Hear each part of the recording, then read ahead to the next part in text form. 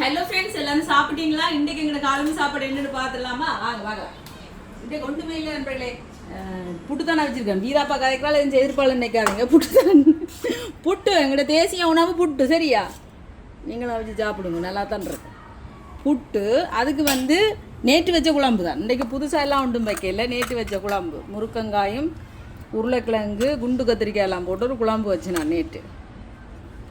அப்போ அதையும் விட்டாச்சு. இங்கால மோர் மிளகா இல்லாட்டிக்கு இப்படி புட்டு சாப்பிட்றது பார்த்தீங்களா?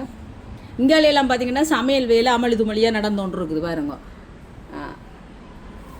இப்போ சாப்பிடுவோம்.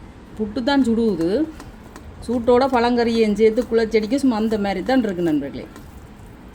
இப்படி குழச்சிட்டு அதுக்கப்புறம் இங்கால பாருங்க மோர் மிளகாயம் இப்படி வச்சு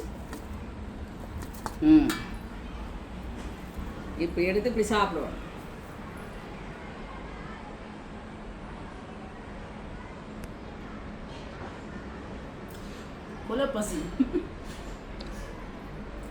கொலப்பசி நண்பர்கள். எனக்கு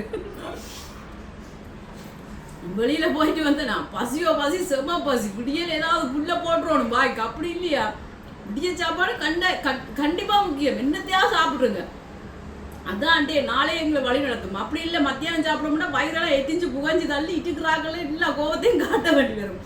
அதனால காலையிலேயே சாப்பிடுங்க. ஏன்னா கொலப்பசி நான் சாப்பிட்டு வரேன். நீங்க சாப்பிட்டீங்கன்னா சாப்பிடாட்டி ஓடி போய் சாப்பிடுங்க. வீடியோ பிடிச்சிருந்தா சப்ஸ்கிரைப் பண்ணுங்க. போயிட்டு சாப்பிட்டு வரேன்.